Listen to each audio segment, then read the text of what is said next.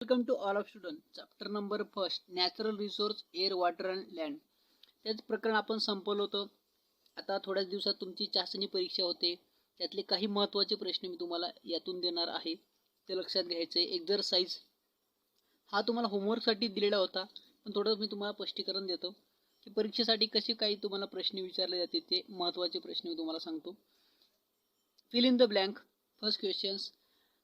A layer of the ozone gas absorbs dash dash rays that come from the sun to earth. म्हणजेच ozone वायूचा थर पृथ्वीपासून सूर्यापासून पृथ्वीवर येणारे जे अतिनील किरणे असतात त्याला आपण अल्ट्राव्हायलेट काय म्हणतात? अल्ट्राव्हायलेट. इथं लिहायचं ultraviolet rays that come from the to the earth. म्हणजे अतिनील किरणे पृथ्वीवर येत असतात, त्याला अल्ट्राव्हायलेट असे म्हणतात. काय म्हणतात? अल्ट्राव्हायलेट. ओके, अल्ट्राव्हायलेट ते रेज असतात. सेकंड ने of the total water available on this earth, fresh water from the present. आपल्या पृथ्वी तलावर किती % मध्ये वॉटर हे अवेलेबल आहे? तर किती आहे? 0.3%. लक्षात घ्यायचंय. महत्वाचा प्रश्न आहे पहिला आणि दुसरा. तिसरा प्रश्न आहे C both abiotic and biotic constitute a present in soil. म्हणजेच अजैविक व जैविक घटकांचे अस्तित्व असतं. इथं काय येईल? बायोटिक. आणि इथं काय? अबायोटिक. ठीक आहे, इथं बायोटिक येईल, इथं अबायोटिक प्रेझेंट. ठीक आहे. सेकंड क्वेश्चन आहे what are the set that. म्हणजे काय? असे का म्हणतात?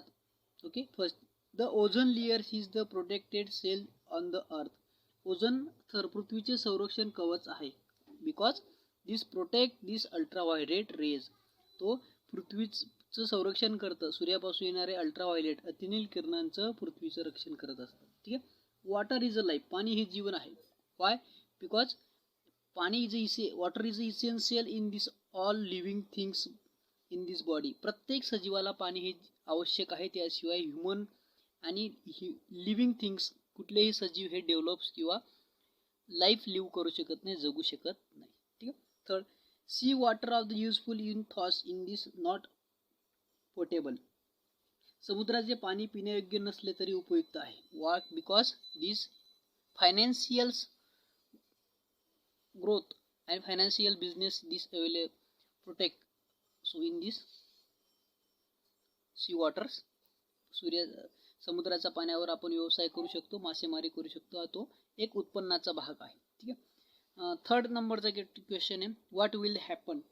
काय होईल ते सांगा. म्हणजे मायक्रोम्स म्हणजे मृदेचे सूक्ष्मजीव नष्ट झाले तर काय होऊ शकतं? तुमच्या परिसरात वाहन कारखाने संख्या वाढली तर काय होऊ शकतं? पोल्युशन होऊ शकतं. Total supply the potable water in this finish.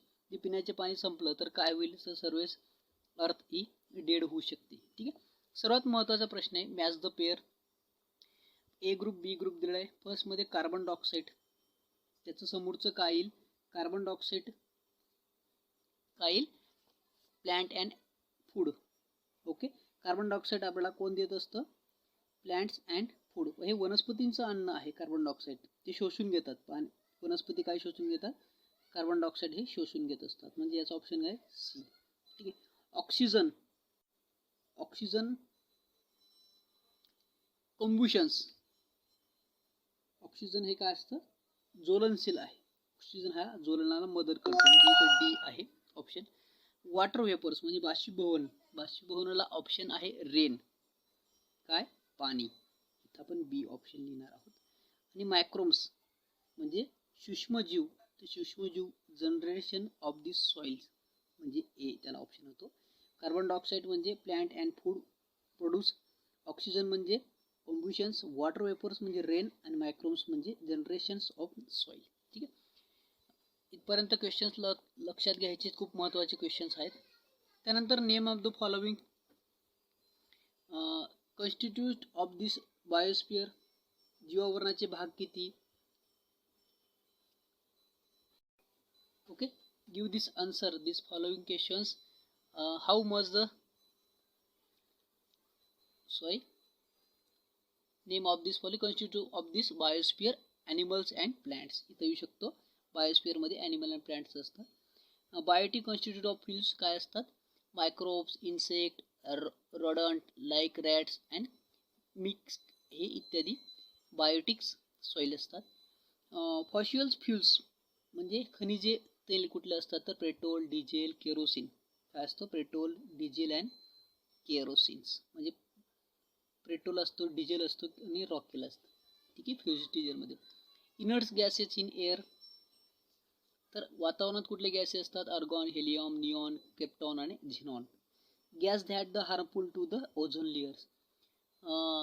Chlorofluorocarbon, carbon tetrachloride. Ozone वायूला नष्ट करणारा वायू कोणता असेल तर क्लोरोफ्लोरोकार्बन आणि कार्बन टेट्राक्लोराइड असतो. ठीक आहे. ट्रू ऑर फॉल्स आहे? खरं आणि खोटं, सत्य आणि असत्य, चुकी बरोबर हे बघूया. Land the soil are the same things, म्हणजे जमीन आणि मृदा एकच आहे. एकच आहे का? तर नाही. हे काय? फॉल आहे, चुकीचं आहे. लँड म्हणजे जमीन आणि सॉइल म्हणजे माती. ठीक आहे. The water is lack is called as ground waters, म्हणजेच जमिनीखाली असणाऱ्या पाण्याच्या साठ्यालाच भूजल असे म्हणतात. हे काय आहे? काय विद्यार्थ्यांनो? फॉल्स आहे. काय? चुकीचं आहे.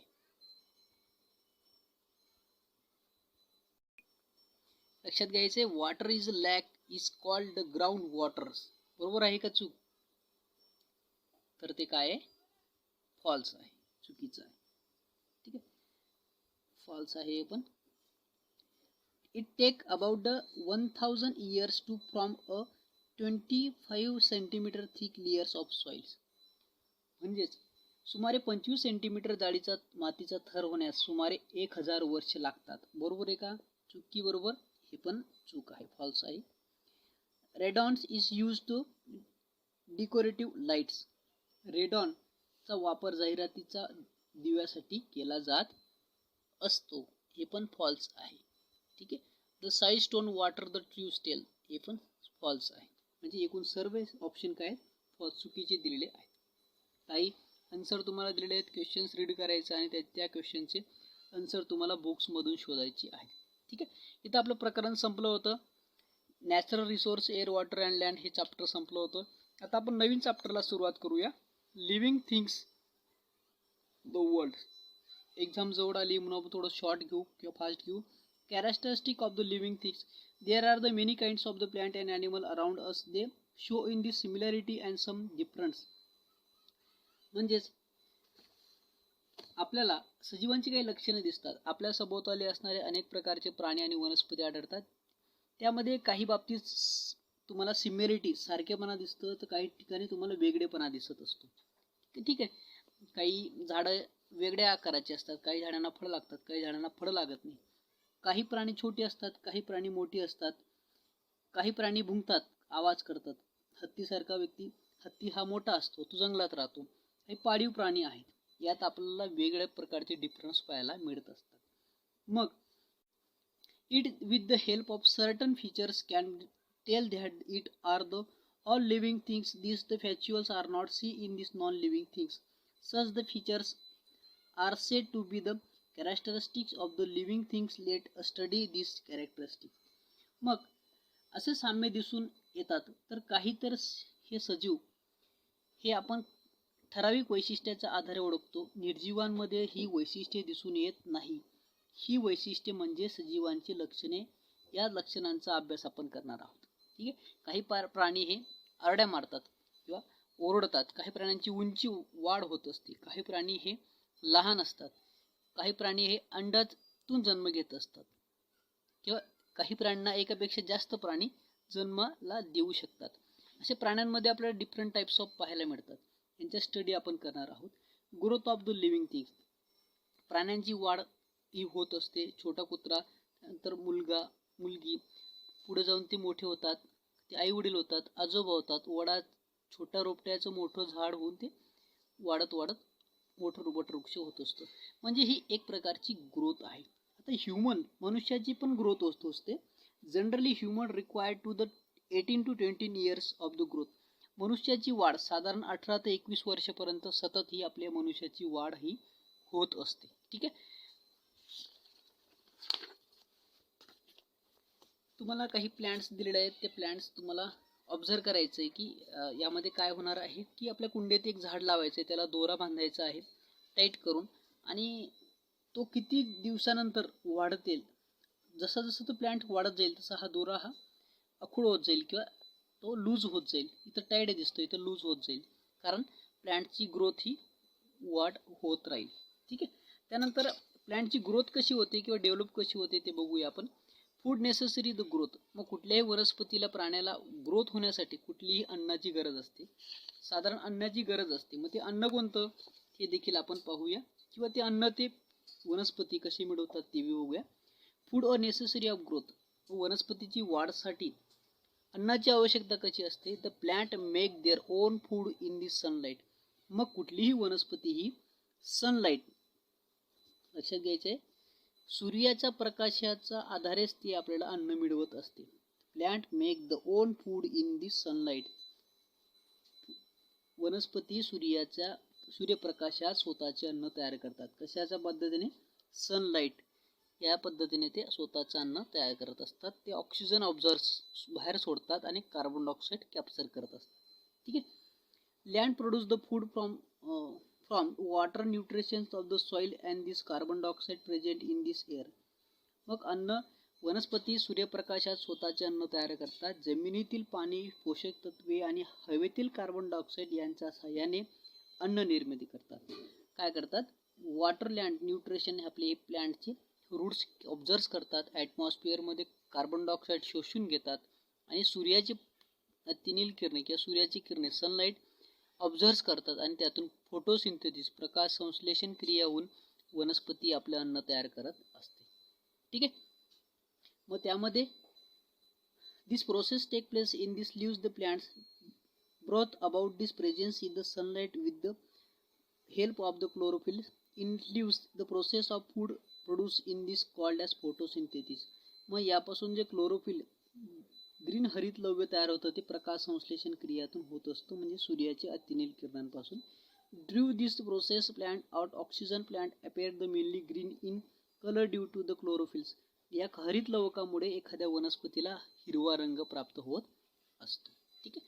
ही झाली वनस्पतीची वाढ. मग मनुष्य देखील हा वाढ होत असतो. तर मनुष्य हा कशा पद्धतीने वाढ घेतो? तर मनुष्यामध्ये लंग्स असतात, ज्याने तो रेस्पायरेशन म्हणजे श्वसन करू शकतो. ते श्वसन काय आहे तर बघूया. रेस्पायरेशन्स हा टॉपिक आपण डिटेल स्टडी करणार आहोत, पण परीक्षेसाठी जो इम्पॉर्टंट टॉपिक आहे तो आपण स्टडी करत आहोत. रेस्पायरेशन्स म्हणजे त्याला आपण श्वसन असे म्हणत असतो. प्रत्येक प्राणी हा सजीव हा शोषण करत असतो. आपण देखील शोषण करतो. शोषणाशिवाय आपण राहू शकत नाही. व्हॉट इन मीन बाय शोषण म्हणजे रेस्पायरेशन म्हणजे काय? तर living things the need oxygen in order to live. सजीवांना जगण्यासाठी ऑक्सिजनची आवश्यकता असते. कसली आवश्यकता असते? आपल्याला देखील ऑक्सिजनची आवश्यकता असते. Inhaling the oxygen and exhale in this carbon dioxide from the body due to this use of oxygen is called as respiration. मग ऑक्सिजन शरीरात घेणे व कार्बन डायऑक्साईड त्याचा वापर करून शरीरात तयार होणारा कार्बन डायऑक्साईड वायू शरीराबाहेर सोडणे याला श्वसन असे म्हणतात. काय म्हणतात? In exhaling oxygen and in exhaling in this carbon dioxide from the body due to use of oxygen is called as respiration. ही डेफिनेशन पाठ करायची आहे. ही परीक्षेला विचारली जाऊ शकते.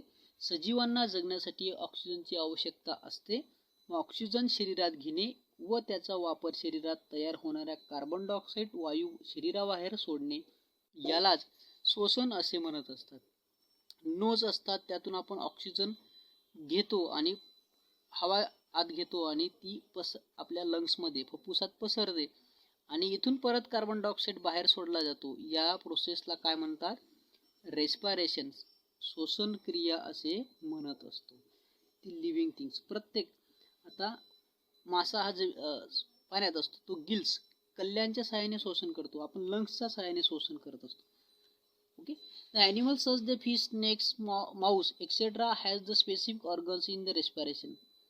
मग मासा, साप, उंदीर, अळी, झुरड अशा वेगवेगळ्या प्राणी शोषण वेगवेगळ्या इंद्रियांनी होत असतं. On the other lands plants respice by the means of microbes pores on their stem and the leaves. मग अशा ठराविक प्राण्यांमध्ये शोषणासाठी ठराविक इंद्रिय असतात, तर वनस्पती त्यांच्या खोड व पानांवरील सूक्ष्म छिद्रांमुळे छोटे छोटे छिद्रांमुळे ते शोषण करत असतात. रेस्पिरेशन ही सजीवांची लक्षणे आहेत की रेस्पिरेशन शिवाय कुठलेही लिव्हिंग थिंग्स हे जगू शकत नाही. Respiration is the characteristic of living things. श्वसन हे सजीवांचे लक्षणे आहे, त्याशिवाय तो जगू शकत नाही. ठीक आहे. या टॉपिकमध्ये महत्त्वाचं काय, रेस्पिरेशनची definition. The living things need the oxygen order to live. Inhaling oxygen and exhaling the carbon dioxide from to the body due to the use of the oxygen is called as respiration. सजीवांना जगण्यासाठी ऑक्सिजनची आवश्यकता असते. Oxygen शरीरात घेणे आणि carbon dioxide बाहेर सोडणे या क्रियेला श्वसन असे म्हणत असतात. ही डेफिनेशन पाठ करायची आहे. ठीक आहे. पुढचा टॉपिक आपण पुढच्या व्हिडिओमध्ये बघू. परीक्षेसाठी तुम्हाला रेस्पिरेशन या टॉपिकपर्यंत स्टडी करायचा आहे. महत्त्वाची ज्या गोष्टी आहेत ते मी एक्झरसाईजमध्ये आणि आता शिकवलेल्या या 2 टॉपिकमध्येच तुम्हाला महत्त्वाचे प्रश्न विचारले जातील. म्हणून हे 2 टॉपिक एक्झरसाईज पहिल्या प्रकरणातलं स्वाध्याय आणि रेस्पिरेशन हा महत्त्वाचा घटक स्टडी करायचा आहे. त्यातूनच प्रश्न विचारले जाऊ शकतात. धन्यवाद.